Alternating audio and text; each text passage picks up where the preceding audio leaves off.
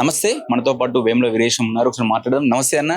మీ మాటల్లో సంతోషం కనిపిస్తున్నా కూడా ఎంతో ఫేస్ లో మాకు కనిపిస్తా ఉంది. ఇంకేదో మంత్రి పదవి వస్తే బాగుండు అనే ఒక కాంక్ష మాత్రం ఉన్నట్టుంది. ఏమంటారు? ఆ ఆలోచన లేదు, రాదు, ఉండదు కూడా. వీరేశం ఎప్పుడు ఒకేలాగా ఉంటాడు, అంతే. దాంట్లో తేడా ఎమ్మెల్యేగానే ఉందాం అనుకుంటారా? నేను ఎమ్మెల్యే కావాలనుకుని వచ్చినాను, ఎమ్మెల్యే అయినాను. ప్రజలు నేను కోరుకున్నటువంటి పద్ధతిలో నాకు మంచి మెజార్టీ ఇచ్చి గెలిపించారు. నన్ను గెలిపించినటువంటి ప్రజలకు, నాకు టికెట్ ఇచ్చినటువంటి పార్టీకి నేను ఎంత ఆనెస్ట్గా, ఎంత కమిట్మెంట్గా, ఎంత క్రమశిక్షణగా ఆ పార్టీ బలోపేతానికి, నా ప్రజలకు సంబంధించినటువంటి సమస్యల పరిష్కారానికి నేను ఎంత బాగా పనిచేస్తే అంత గొప్పగా, అంత సంతోషంగా ఉంటారు. అంటే మీ ప్రజలు కావచ్చు, లేక మీ కమ్యూనిటీకి సంబంధించిన వాళ్ళు కావచ్చు, కోరుకుంటారు కదా అన్నకు మంత్రి పదవి వస్తే ఇంకా మనకి ఎక్కువ పనులు అయితే, ఇంకా ఎక్కువ అభివృద్ధి జరుగుతాయి నియోజకవర్గం అని అనుకుంటారు కదా. వాళ్ళు అనుకోవడంలో తప్పు లేదు. నాకు ఆ కోరిక, ఆ ఆలోచన, ఆ తీపి లేదు. ఎందుకంటే నాకు చాలా చిన్న వయసు. నాకంటే ముందు నుంచి కాంగ్రెస్ పార్టీలో పనిచేస్తున్న వాళ్ళు చాలా మంది ఉన్నారు. నాకంటే సీనియర్లు చాలా మంది ఉన్నారు.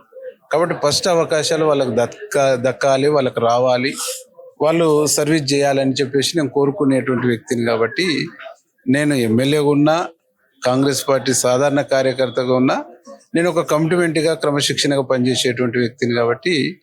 కాబట్టి 100% నేను తృప్తిగా ఉన్నా. మా వాళ్ళలో లక్ష్మణ్కి వచ్చినందుకు నేను డబుల్ హ్యాపీగా ఉన్నా. అంటే మీ ఆరుగురు అందరు కలిసి ప్రయత్నాలు మాత్రం ఎవరికి ఇచ్చినా ఓకే అనే అలాంటి ప్రయత్నాలు చేశారు కదా. డే 1 స్టార్టింగ్ నుంచి చివరి వరకు కూడా మేమందరము మా సామాజిక వర్గం నుంచి దామోదరం రాజనరసింహన్నకు ఇచ్చారు. దామోదరం రాజనరసింహ అనేటువంటి వ్యక్తి మా సామాజిక వర్గానికి ప్రతినిధే కాదు, ఉమ్మడి ఆంధ్రప్రదేశ్లో కూడా డిప్యూటీ సీఎంగా పనిచేసిండు. ఈ వర్గాల కోసం అనేక రకాలుగా కష్టపడ్డటువంటి వ్యక్తి. ఆయనకు ఒక సీనియారిటీగా, ఒక సీనియర్ కాంగ్రెస్ నాయకునిగా ఆయనకు ఉండేటువంటి సీనియారిటీలో బేసికల్గానే వచ్చింది. కమ్యూనిటీ బేసికల్గా లక్ష్మణ్కి ఇవ్వాలని చెప్పేసి మేము కోరాం.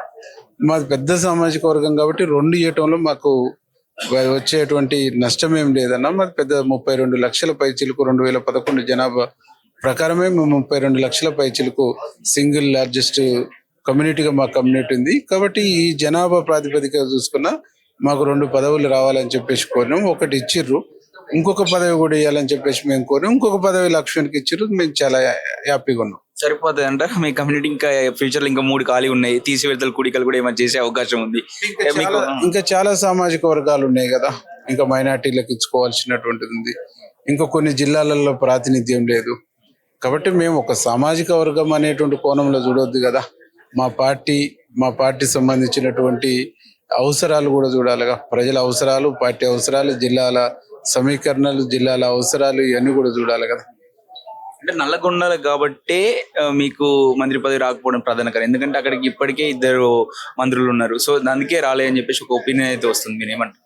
అంటే మంత్రి పదవి అనే రేసులో నేను లేను, ఆ ఆలోచనలో నేను లేను. నేను ఆ రేసులో లేను, ఆలోచనలో లేను. ఆ థాటే నాకు లేనప్పుడు దాని గురించి నేను ఆలోచించే ఇది కూడా వేస్ట్ అన్నట్టు. రాజగోపాల్ రెడ్డికి ఇస్తే ఓకే అంటారా? 100% ఆయనకు రావాలి. ఆయనకు అర్హత ఉంది, ఆయన అర్హుడు. ఆయనకు వస్తే బాగుంటుందని నేను కోరుకుంటున్నా. ఇప్పటికి కూడా పార్టీ ఇస్తుంది అనేటువంటి ఒక ఒపీనియన్ నాకు ఉంది. ఒక కుటుంబానికి ఎన్ని మంత్రి పదవులు ఇస్తారని ఒక ఒపీనియన్ అయిపోయి వ్యక్తం కాదా? అంటే కుటుంబం అంటే ఇలా కొత్తగా రాలేదు. వాళ్ళు మొదటి నుంచి కూడా కాంగ్రెస్ పార్టీలో ఉన్నారు. అనేక ఎన్నికలను ఫేస్ చేసిర్రు.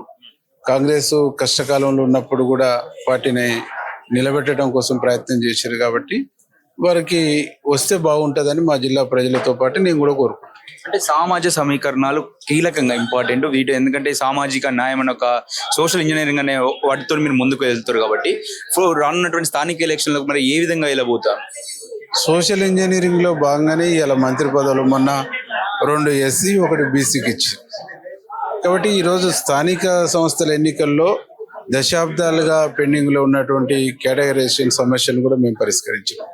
ఇలా బీసీ కులగణన కూడా మేము చేసిన తర్వాతనే కేంద్ర ప్రభుత్వం కూడా జనగణనలో భాగంగా కులగణన చేస్తామనేటువంటి ఒక పరిస్థితికి కేంద్ర ప్రభుత్వాన్ని కూడా మెడలు వంచి దించినటువంటి ఘనత కూడా ఈ రాష్ట్ర ప్రభుత్వాన్ని, గౌరవనీయులు ముఖ్యమంత్రి రేవంత్ రెడ్డి. కాబట్టి ఈ 2 కూడా సోషల్ ఇంజనీరింగ్ అని రాహుల్ గాంధీ చెప్తున్న దాంట్లో భాగంగానే మేము కేటగరైజేషన్ చేసినాం.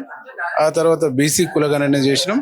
ఈ రెండు కూడా మాకు ప్రజలకు వెళ్ళటానికి, ప్రజల్లో చెప్పడానికి చాలా గొప్పగా మాకు ఉపయోగపడతాయి. స్థానిక సంస్థల ఎన్నికల్లో కూడా మొత్తం 33 జిల్లా పరిషత్తులు మేమే కైవసం చేసుకుంటాం.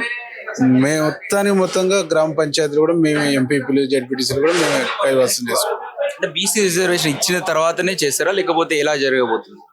బీసీ రిజర్వేషన్ సంబంధించినటువంటి ఇంప్లిమెంటేషన్ చేసుకోవడానికి తెలంగాణ రాష్ట్ర ప్రభుత్వానికి పర్మిషన్, అవకాశం ఇవ్వండి అని చెప్పేసి కేంద్ర ప్రభుత్వానికి మేము కోరినాం. అది పెండింగ్ పడితే చాలా సమయం పట్టే అవకాశం ఉంది. పెండింగ్ పడ్డా కానీ మా ముఖ్యమంత్రి గారు చాలా స్పష్టంగా చెప్పిండ్రు. పార్టీ పరంగా కూడా మేము 42% బీసీలకు మేము సీట్లు ఇచ్చేసి గెలిపించుకుంటామని చెప్పేసి ముఖ్యమంత్రి గారు చెప్పిండ్రు. గ్రామాల నుంచి మీ కార్యకర్తల నుంచి ఒత్తిడి రావడం లేదా? ఊళ్ళో సర్పంచులు లేరు, ఎంపీటీసీ లేరు, ఒక అస్తవ్యస్తంగా తయారైపోయిందని ఒక వాదన వినిపిస్తలేదా? అంటే మా నాయకుడు రాహుల్ గాంధీ గారు ఇవాళ బీసీ కులగణన సంబంధించినటువంటి అంశాన్ని ప్రధానంగా జోడో యాత్ర సందర్భంగా చెప్పింది కాబట్టి తెలంగాణనే ఒక దేశానికి రోల్ మోడల్ గా ఏ రాహుల్ గాంధీ గారు ఏ నిర్ణయం తీసుకున్నా, ఆయన ఏ నినాదం తీసుకున్నా ఇక్కడి నుంచి ఒక రోల్ మోడల్ గా మనం తెలంగాణను చూపించాలని చెప్పేసి మా నాయకుడు ఆదేశించింది. కాబట్టి ఈరోజు బీసీ కులగణన చేసిన తర్వాతనే 42% రిజర్వేషన్లు వాళ్ళకు అవకాశం ఇచ్చిన తర్వాతనే మేము ఎన్నికలకు పోవాలనేటువంటి ఒక ఆలోచనతో ఉన్నాం. కాబట్టి ఆ ప్రక్రియను పూర్తి చేసినాం, శాస్త్రీయంగా పూర్తి చేసినాం. దేశంలో ఏ రాష్ట్రం కులగణన చేయాలన్నా ఈ రోజు తెలంగాణను స్టడీ చేయవలసినటువంటి ఒక పరిస్థితి. అంత శాస్త్రీయంగా ఇక్కడ చేసినాం. ఎంత శాస్త్రీయంగా చేసినాము, ఎట్లా చేసినాం అనేది అసెంబ్లీ సాక్షిగా ముఖ్యమంత్రి గారు చెప్పింది. కాబట్టి కేంద్ర ప్రభుత్వానికి కూడా మేము చేసిన కులగణన లెక్కల ప్రకారంగా రిజర్వేషన్లని ఇక్కడ ఇంప్లిమెంటేషన్ 42% చేసుకునేటువంటి అవకాశం ఏమని కోరినాం. అవకాశం ఇస్తారనేటువంటి దానికోసం వెయిట్ చేసినాం. ఇవ్వకుండా మేము పార్టీ పరంగా 42% ఇచ్చి మేము ముందుకెళ్తున్నాం కాబట్టి ప్రజలు 100% మమ్మల్ని యాక్సెప్ట్ చేస్తారు. ఆ రియాక్షన్ ఉందంటారు ప్రజల్లో? మీరు తిరుగుతూ ఉంటారు ఎమ్మెల్యేగా నగరికల్లో, సో అలాంటి ఏదో మళ్ళీ కాంగ్రెస్ తీసుకురావాలని ఒక భావన ఉందంటారా? అంటే నేను ఫ్యాక్ట్ చెప్తాను. చాలా మంది సోషల్ మీడియాలు, యూట్యూబ్లు చూసిన తర్వాత గ్రామీణ ప్రాంతాల్లో కాంగ్రెస్ పార్టీకి కొంత గ్రాఫ్ తగ్గింది, కాంగ్రెస్ పార్టీకి కొంచెం నెగిటివ్ ఉంది అనుకుంటారు. ఇదంతా పొరపాటు. ఎక్కడ నెగిటివ్ లేదు, ఎక్కడ గ్రాఫ్ తగ్గలేదు. ఇవాళ బీఆర్ఎస్ పార్టీ ప్రధాన ప్రతిపక్ష పార్టీ. ఆ కుటుంబంలో ముగ్గురు తప్ప ఎవరు మాట్లాడతలేరు. ఆ ముగ్గురు చుట్టే మీడియాను, సోషల్ మీడియాను తిప్పుకుంటారు తప్ప గ్రౌండ్లో, గ్రాస్ రూట్లో ఎక్కడ కూడా ప్రజల్లో వాళ్ళు ఉండి ప్రజల్ని ఆర్గనైజ్ చేసి ప్రజలు వీధుల్లోకి వచ్చి ప్రజలు కాంగ్రెస్ పార్టీ మీద బలమైనటువంటి వ్యతిరేకత ప్రదర్శిస్తున్నటువంటి దాఖలాలు లేవు. ఇప్పుడు మేము ఊర్లలో పోతున్నాం. ఇందిరమ్మ ఇండ్ల సంబంధించినటువంటి లబ్ధిదారుల సెలక్షన్ విషయంలో కానీ, ఏ స్కీమ్ వచ్చినా దాని సెలక్షన్ విషయంలో కానీ గ్రామాలలో పోతున్నాం. ప్రజలు చాలా హ్యాపీగా ఉన్నారు. గత ప్రభుత్వంలో అమలు చేసినటువంటి స్కీముల్ని యాజ్ ఇట్ ఈస్గా మేము రన్ చేస్తున్నాం. ఏ ఒక్క స్కీమ్ కూడా ఆపలే. ఒక గొర్రెల స్కీము అది స్కామ్ అయి ఉన్నది కాబట్టి దాన్ని ఒక్కదాన్ని ఆపినాం.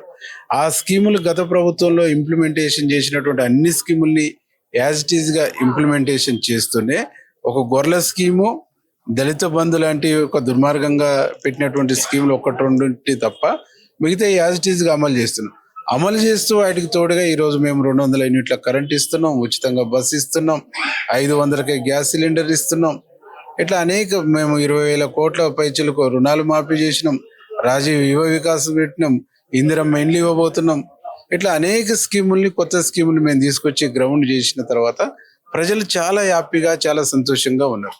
ఇందిరమ్మ రాజ్యం వచ్చి ప్రజాపాలన వచ్చేసిన తర్వాత ఇంత అద్భుతాలు, సన్నబియ్యం అనేటువంటిది ఒక అద్భుతమైనటువంటి స్కీమ్. ఇలా చాలా హ్యాపీగా ఉన్నారు. నేను దాదాపు ఒక 10-20 ఇండ్లలో సన్నబియ్యంతో నేను భోజనం చేసినాను. ఒక ఇంట్లో 2 భార్యాభర్తలు, 3 పిల్లలు ఉన్నారు, వాళ్ళ 5గురు. వాళ్ళు సన్నబియ్యము పండుగ వచ్చిందంటే ఒక 4 కిలోలు 5 కిలోలు తెచ్చుకొని తినేది.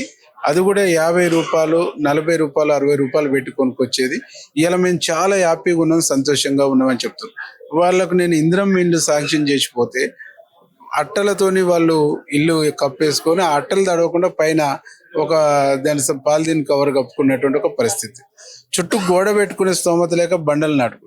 ఈ బండల మధ్యన నీకు పిల్లులు, కుక్కలు రావంటే అన్నం కుక్కలు తినకుండా ఒక రేకు పెట్టి దాని మీద మేము బరువులు పెట్టుకుంటామని చెప్తున్నటువంటి ఒక పరిస్థితి ఉంది.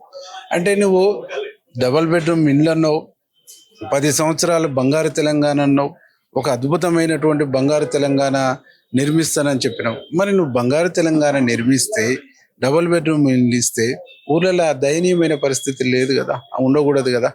ఆనాడు ఇందిరం ఇచ్చినటువంటి రాజశేఖర రెడ్డి గవర్నమెంట్లో ఇందిరం ఇచ్చిన ఇండ్లు తప్ప మళ్ళీ ఇండ్లు వచ్చిన దాఖలా లేవు.